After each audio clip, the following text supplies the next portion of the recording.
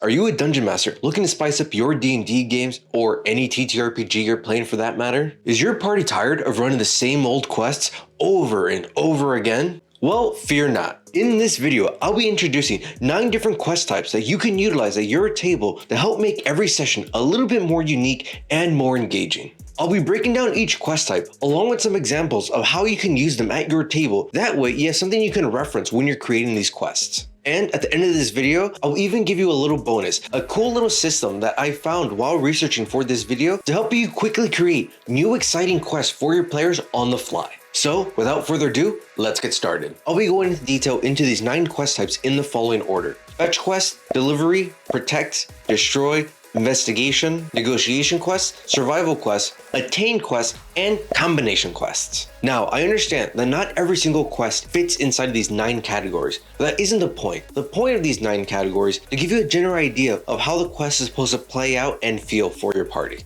So our first one is fetch quest. Now, this one's fairly self-explanatory.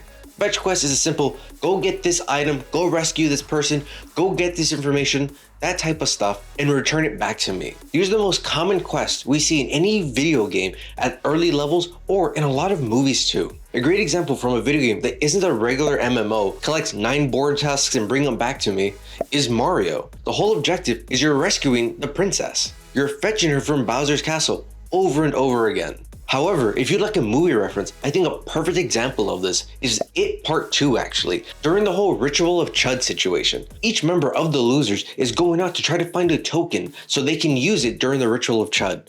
And that act of finding that token for each member is a fetch quest in itself. So for early levels, I think fetch quests are perfect for any D&D party. It helps get them to explore the world a little bit, and it helps kind of control the difficulty of what they should be encountering, because you won't be sending them too far out, hopefully. But as they get higher level, the fetch quests can evolve to bigger and grander things like rescue missions or gathering intel. This leads perfectly into our next type of quest, delivery quests. You're playing Mailman Simulator or Bodyguard Simulator. This encompasses everything from escort quests to, hey, bring this bowl of soup to my granny across the street. That simple. We see this all the time in modern media or even some slightly older media like Lord of the Rings. The whole objective is delivering the ring from the Shire all the way to Mount Doom. So essentially, just a real big delivery quest.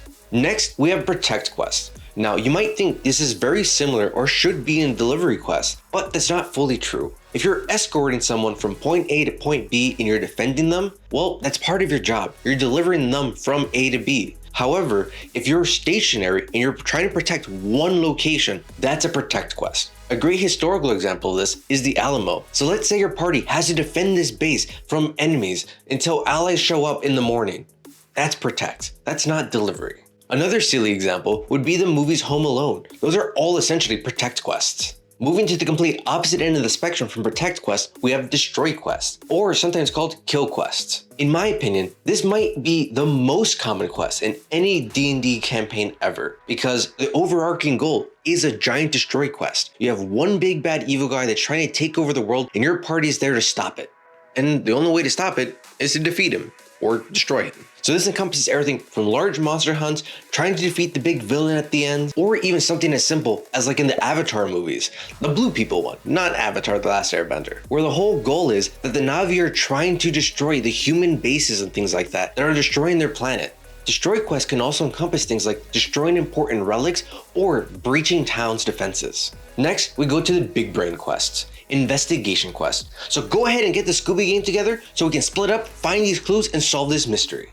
Investigation quests are so much fun to run, all the different plot twists you can have, and some of the different lore building opportunities that you have with these quests. Everyone loves a good murder mystery like Clue, but not every mission has to be that goofy or that serious. Sometimes investigation quests can be simple things like scouting quests. Your party's being sent out to investigate what's going on in a certain location or what happened to a missing person and figure out their current whereabouts. These are great quests that help push a story along heavily without requiring too much combat if you don't want to. Continuing to pull back a little bit from combat quests, we have negotiation quests. This is where you use diplomacy, not diplomacy, you know, the type without weapons. These quests tend to be very roleplay heavy, as a party needs to use a lot of their social skills to navigate between one party and another, whether it be brokering a deal, peace treaty, or even trying to negotiate for hostages. A great example of negotiation quest is the movie Captain Phillip. You know the one where this scene comes from. Look at me, sure. Look at me, sure. I'm the captain now. Our next quest type is survival quest. In my opinion, this quest type is the perfect opportunity to have plot twists or betrayals happen in your campaign. Because while your party might be on a survival quest, maybe another NPC or one of their allies is actually on a fetch quest or something like that. A great example of this is the Alien movies. Partway through, we learn that David is trying to collect a sample of the alien, while the crew is trying to just survive. Now, survival quests don't always have to be against monsters or enemies or things like that. Sometimes it's just against the natural elements or natural disasters. Like the day after tomorrow, they're not fighting against any in particular monster or creature, but just fighting the cold, trying to survive and see if they can make it out of this situation intact. Now, this next quest type is a little confusing as it can easily be mistaken with fetch quests. That's Attain Quests. In my opinion, the best way to distinguish the difference between a fetch quest and an attain quest is in a fetch quest, you're obtaining an item or something for someone else or for the greater good. You're not doing it for yourself. While for attain quest, the whole point is trying to meet your party's needs and your party's desires. You're going for treasure, you're going for glory, you're going for honor. You let your inner loot goblin out and let him screech as he gathers everything in sight. Victory screech!